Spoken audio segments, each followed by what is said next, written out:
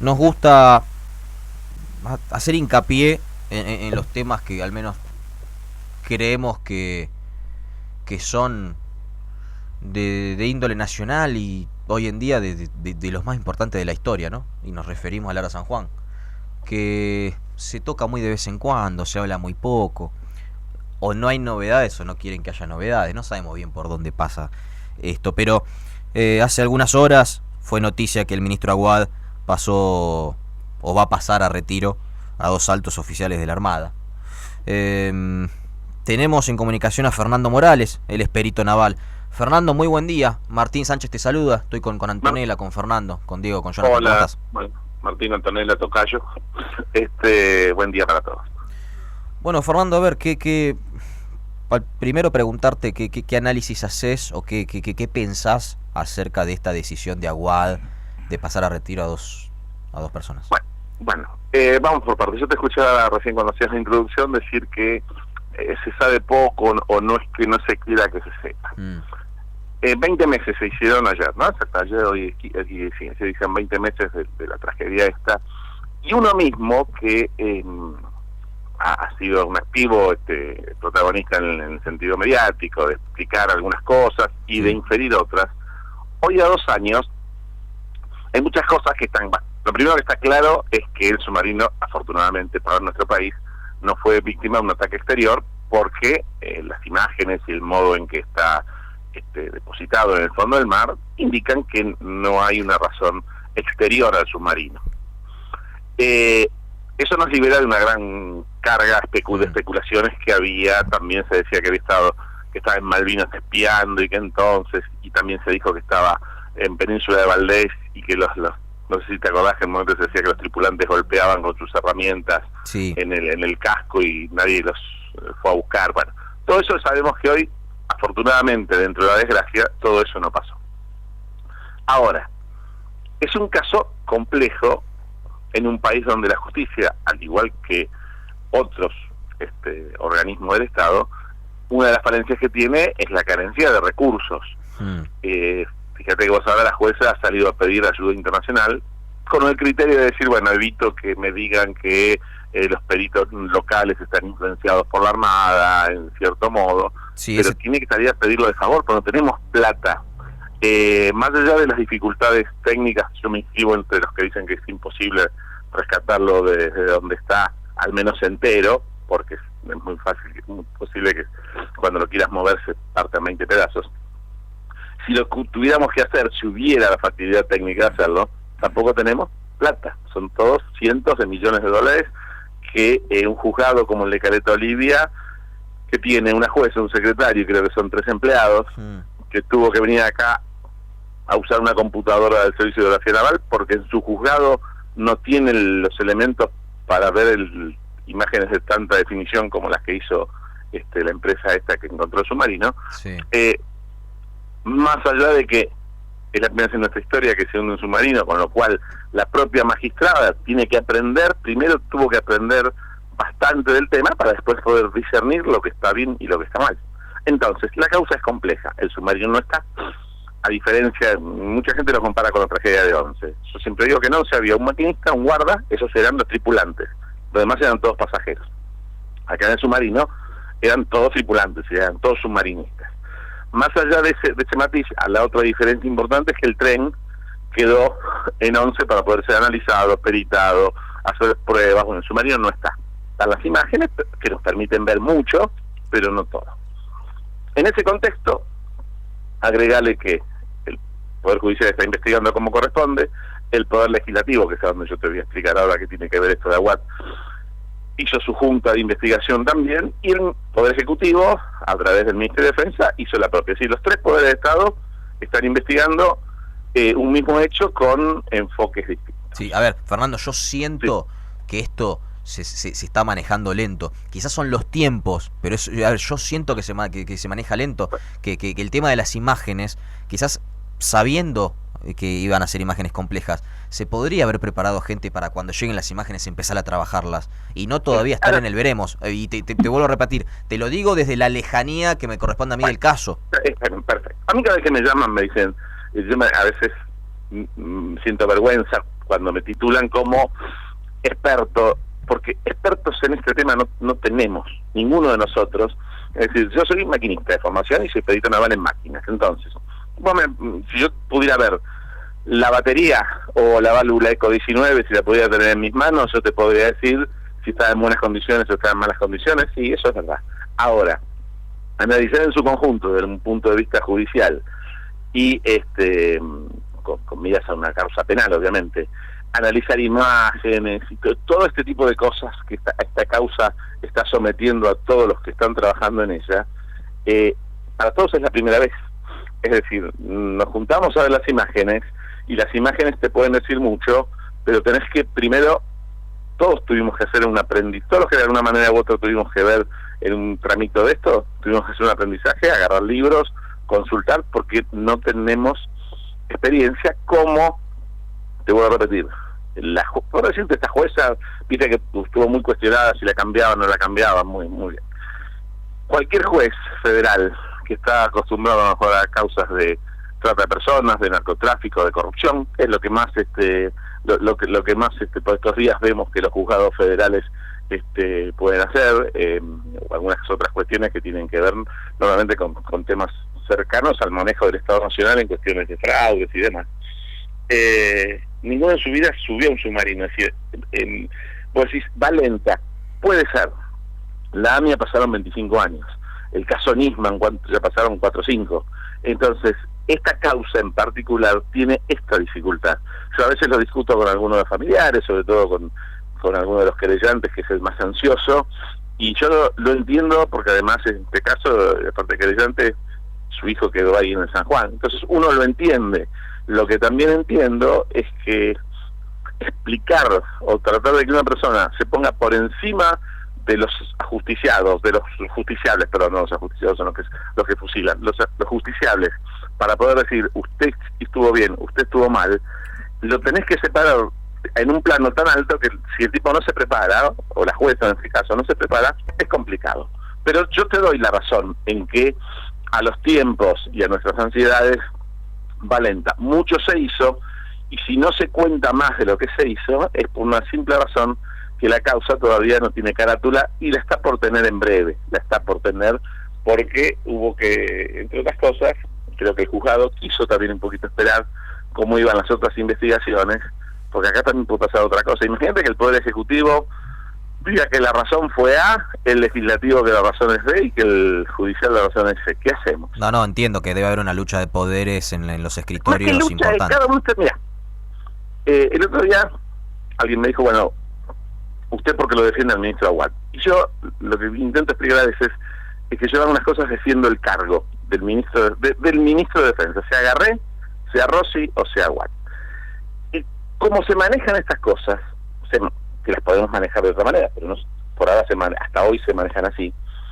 Todo lo que es ejercitación de las fuerzas, alistamiento del material y demás, en tiempos de paz y para hacer ejercicios, tiempo de guerra sería otra cosa, tiempo de paz, están en cabeza de los comandantes de alistamiento de cada fuerza. En este caso, el submarino iba a ser un ejercicio, no iba a la guerra. Entonces, sin perjuicio de que normalmente el Ministerio de Defensa sabe el plan anual de actividades, porque normalmente le dan cuenta de lo que van a hacer, normalmente, es al comandante de alistamiento de cada fuerza al que le corresponde decir si las cosas están en condiciones o no están en condiciones.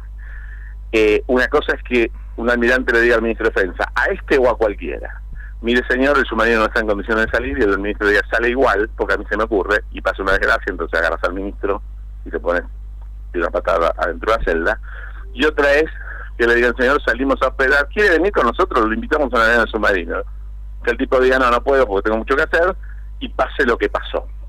Esto no transforma a lo mejor a nadie en un asesino serial, sí a lo mejor en un irresponsable, lo cual no quiere decir que no tenga que sea inocente, pero las Fuerzas Armadas desde la democracia así se manejan. Si bien por un lado en los discursos políticos se habló del mayor control sobre las Fuerzas Armadas y demás, hay un límite que es lo operativo, como a cargo del Ministerio de Defensa, y en buena hora que así sea, siempre hubo civiles. Vos no podés pretender que, por ejemplo, la señora Garré supiera si el sistema de hidrógeno que se compró en la reparación de media vida, que es uno de los elementos que está cuestionado en la investigación, si el elemento que sensaba el hidrógeno, si hay mucho, más de 4% adentro del submarino, es potencialmente muy explosivo. Bueno, el sistema de hidrógeno, de sensado de hidrógeno que se le renovó, se sabe hoy que no era apto para uso militar, es para uso industrial. Ahora, ¿cuántos ingenieros navales y oficiales submarinistas había en el medio entre Garré y el submarino? Unos cuantos. Yo puedo imputarle a un ministro X que haya pagado un sobreprecio. Ahora, ¿hasta qué punto, si sus asesores militares o profesionales de la ingeniería le dicen, señora, este es el mejor, hasta qué punto un ministro puede contrariar lo que le dice un ingeniero naval? Por Fernando. Sí. Buen día, Fernando. Yo quiero llevarte un poco para el tema técnico, porque se dijeron muchas cosas desde que implosionó el Ara San Juan. Una de las cosas que se dijeron es que los mismos tripulantes alertaban a sus familiares antes de salir de Ushuaia que no estaba en condiciones navegables óptimas como debe estar. Estamos hablando de un submarino, no estamos hablando de un auto que a lo mejor tiene una cubierta un poco gastada y vos decís, ya sí, me mando y qué sé yo, cualquier cosa pongo lo de auxilio. Estamos hablando de un elemento, de algo que tiene que tener un 100% de seguridad. Según estas hipótesis que se desarrollaron, el jefe de la base Mar del Plata de submarinos les dijo, no, vengan igual y acá lo revisamos, no sé, con estas palabras o qué. ¿Es verdad esto? Entonces ese hombre, sabiendo que estaba alertando el capitán de la nave que tenía serios problemas técnicos, ¿los hizo navegar igual? Bueno, a ver, que eso es parte de lo que se está investigando en este momento. Punto uno, esos mensajes que se han dado a la luz son, a ver, esto te lo tengo que explicar. Vos, en este momento ustedes están al frente de un programa de radio. Ustedes son la voz. Después está el sonidista, está el operador, debe haber personal administrativo. Cada uno tiene una tarea distinta y cada uno es especialista en una parte para que después se haga el éxito y yo los esté escuchando en este momento. Tenemos responsabilidades. Exactamente. Es verdad que hay un mensaje de que está todo mal. Ahora, o que había muchas cosas mal. No es lo mismo, con todo el respeto que merece cada profesión, que el cocinero del barco diga está todo mal, que el comandante del buque diga está todo mal, que el jefe de máquinas diga está todo mal. Los mensajes que hay registrados normalmente son de una parte de la tripulación. No sabemos, vos fíjate, hay una cosa. El segundo comandante era el capitán Vergallo, cuyo padre ha explicado un poco, submarinista también, el hijo estaba siguiendo la profesión de su padre. El capitán Vergallo, padre, ha explicado mucho, con mucha autoridad, porque es un oficial submarinista. Vos fíjate que de la familia del comandante nadie conoce ni la voz de la esposa ni de los hijos. Nadie sabe, tal vez lo sepa la jueza, si el comandante expresó en este sentido algún reparo. Pero haciéndolo o no haciéndolo, siempre en un buque el último responsable y la única y última palabra autorizada para decir zarpo o no zarpo es la del comandante, sea un buque mercante o un buque militar. ¿Qué es lo que se está viendo en este momento? Y un poquito esto tiene que ver con los retiros estos de los que ustedes me preguntaban. Cuando el capitán Fernández se declara en emergencia, o mejor dicho, no se declara, él dice, tengo un incendio, lo tengo controlado, me vuelvo a la profundidad, ¿se acuerdan de eso? Continúo en profundidad, y le dicen que vuelva a Mar del Plata, pero ahora, ¿qué se está cuestionando en este momento? Que va a ser el informe de la bicameral, va a ser muy duro, especialmente con el ex comandante de la Fuerza de Submarinos. ¿Qué le dicen? Señor, usted tendría que haber sido más vehemente y haberle ordenado al capitán que se quede en superficie. Muy bien, punto uno. Punto dos, tendría que haberle ordenado al capitán que vuelva más cerca de la costa, entonces el submarino hubiera tenido su percance a una profundidad mucho menor y tal vez se lo hubiera encontrado antes. Hoy sabemos que aparentemente la explosión terminó con la conciencia, sino con la vida, con la conciencia de los tripulantes, por eso el submarino se estima que sin control se fue a donde fue a parar. Pero básicamente le dicen, ¿por qué usted no le ordenó que se quede en superficie y por qué usted no le ordenó que vuelva en un rumbo de regreso a su base o al primer puerto? Sabemos que no hubiera llegado a ningún lado, ni a la base ni al primer puerto, a la luz de lo que pasó, claro, de la explosión que hubo. Muy bien, hoy lo sabemos. Cuando el capitán Villamil lo ordenan, nadie lo sabía. ¿Qué te diría yo si fuera el defensor de Villamide, A ver. una vez más, que el comandante en el lugar es el que decide. Y el capitán Fernández decidió ir a la profundidad porque había mucho mal tiempo y el submarino es mucho más estable debajo del agua que en la superficie, y él tenía la intención de entrar en el banco de en el tanque de baterías para ver cómo estaba la situación. Si vos me preguntás como marino, ¿qué es lo que estuvo bien y lo que estuvo mal? Ahí entras en una cosa que va a ser de muy difícil comprobación, porque ¿qué pasa si el capitán Villamide le dice al capitán Fernández, usted se queda arriba? El hombre le hace caso, se queda arriba y mueren 20 personas de los golpes que se dan por Claro.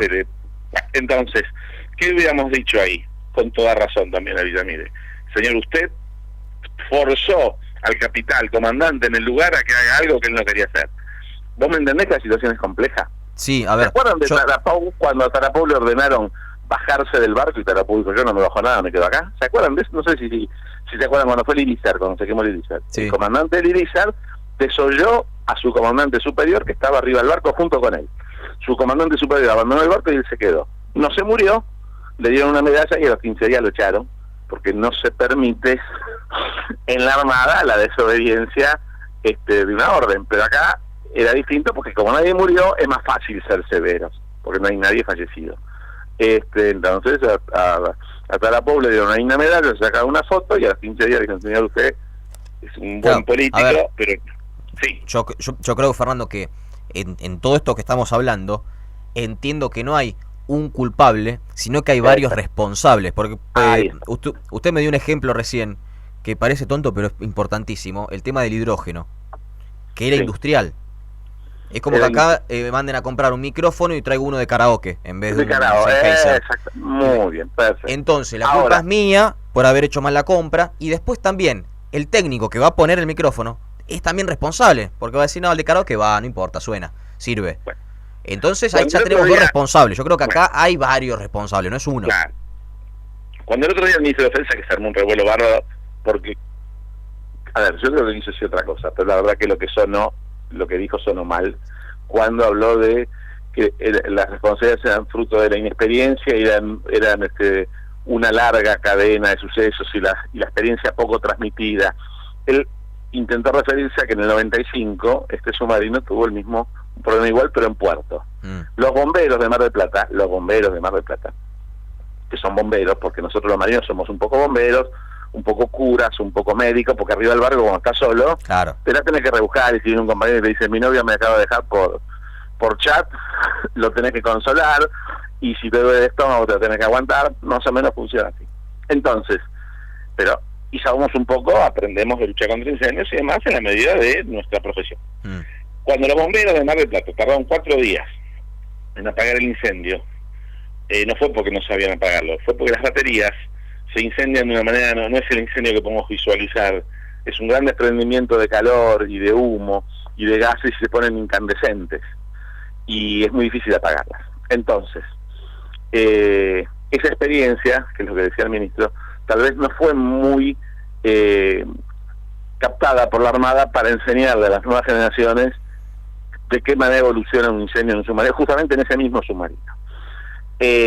¿Navegan mucho los submarinistas? No navegan mucho, porque la Marina navega poco porque no hay plata, no porque sean vagos y no quieran. No, claro, no hay recursos. Si vos jugás al fútbol los sábados, una vez por mes con tus compañeros, no jugás tan bien como Messi, que juega todos los días. Claro. ¿Y eso te hace culpable? No, navego lo que la teniente, por Krausic, yo le hice una nota para Infobae poquito tiempo antes de esta desgracia, y me dijo que lo único que ella le reclamaba a la Armada es que le gustaría navegar más. La chica era una apasionada de esto. Bueno, pero navegan un mes o 2 al año. Y a lo mejor es poco. Eso los transforma en culpables de ninguna manera. Lo que yo te digo es que ante el mismo problema, una tripulación con no todo el entrenamiento, un jefe que también nos sorprende y se ve que lo supera esta situación porque no dio las órdenes que hoy decimos que tendría que haber dado de acuerdo a los manuales. Una estructura jerárquica en la Armada que también al principio, ¿te acordás que decía, no, ahora va a aparecer, cuando el mundo te dice, mira, cuando un submarino pierde contacto, claro, teman lo peor. Eso es el concepto general. Sí. Bueno, Yo creo que, dejando de lado algún engaño que hubo, algún intento de ocultar, que eso tiene que ser castigado de otra manera y por otra vía y por cuerda separada, en esta tragedia hay muchos, como vos dijiste, responsables con distinto grado de responsabilidad. Y también es cierto que en nuestro país tenemos que entender, si este submarino hubiera sido vamos a suponer que hay buques militares y buques comerciales, no hay submarinos comerciales salvo lo de los narcos. Pero vamos a suponer que el submarino hubiera sido un submarino privado, una fantasía, te digo. Sí. En el estado en que estaba, la prefectura no lo deja salir. Exacto. Ahora, hay que ver si las falencias o las fallas que el submarino tenía son las que causaron el accidente. Porque, por ejemplo, Burlando dice, perdía 50 litros de aceite por día. Muy bien, eso contamina, pero no hace explotar un submarino. El periscopio de ataque no se veía bien. Perfecto, no vas a poder atacar a nadie, pero no te hundís por eso. No sé si me explico. Sí. Había algunos problemas en algunas válvulas, eso es una cosa que hay que investigar. Claro. Si la válvula esa ECO 19 finalmente dejó entrar agua y se sabía que estaba mal, es un tema. Entonces, con todo eso, decir que el responsable, solamente el ministro, o solamente el jefe de la Armada, o solamente fulano, va a ser una conclusión que va a voler más a política. Claro, que no, a coincido sentido común. coincido con usted. No, a ver, y también me voy al otro extremo, ya cerrando la nota y Sí. agradeciéndole el tiempo. Tampoco creo que queda totalmente exento a Aguad. Creo que un grado de responsabilidad tiene también. Pero claro que sí, si yo te digo que no, lo que yo te digo es que ahí sentado a Watt, si hubiera seguido a Martínez, si las elecciones hubieran sido justo en ese momento, hubiera cambiado y hubiera sido alguien del peronismo. La suerte del submarino, en ese momento, cuando ya estaba el ejercicio planeado, estaba todo y hubiera pasado, porque nada indica que nadie fue al ministro de Defensa, o tampoco ni siquiera hacía falta, nadie lo suspendió, porque nadie en el fondo era consciente de que podía pasar lo que pasó. Tal vez la operación fue muy larga, tal vez ese submarino tendría que haber navegado en aguas no tan profundas, es decir, no alejarse de la plataforma continental de los 200 metros de profundidad que tiene, para zonas de... Bueno, un montón de cosas. Lo cierto es que pasó lo que pasó y ahora nos preguntamos, ¿cómo es que pasó? Bueno, ayer La Nación, creo que sacó una nota muy linda que dice que desde 2001 a la fecha ya murieron 3 dotaciones del San Juan en accidentes militares por culpa de material. Sí. Recuerden los 42 gendarmes que murieron porque el micro tenía las gomas lisas. Miren qué pavada. ¿Se acuerdan en Salta? Sí. Sí. Bueno, la ministra Carré no fue a declarar por eso que era la ministra de Seguridad. Ahora, las gomas lisas del micro no eran una responsabilidad directa. ¿Alguien no vio que ese micro no podía circular encima en un camino de cornisa con esas gomas? Y murieron 42, 2 menos que en el San Juan. Entonces, si una elección antes de la conclusión final de la justicia o algo deberíamos estar sacando ya, es que así no se puede seguir, no se puede operar equipo tan riesgoso que no esté no en 9 puntos, en 10 puntos, sino ese tiene que ser el concepto. Y si no se puede navegar en submarinos, porque los que tenemos, bueno, ahora no tenemos más, pero si un buque de la flota de mar representa un peligro para su tripulación, gracias a Dios guerra no tenemos, controlaremos un poco menos el mar hasta que tengamos uno nuevo, nos robarán un poco más de peces, pero tendremos a nuestros tripulantes en casa. Fernando, te agradecemos el tiempo y seguramente, a ver, durante este año, y creo y ojalá que haya muchas más novedades, así que quizás te estemos molestando. Ojalá. Un gusto, muchachos. Un gusto para nosotros, Fernando.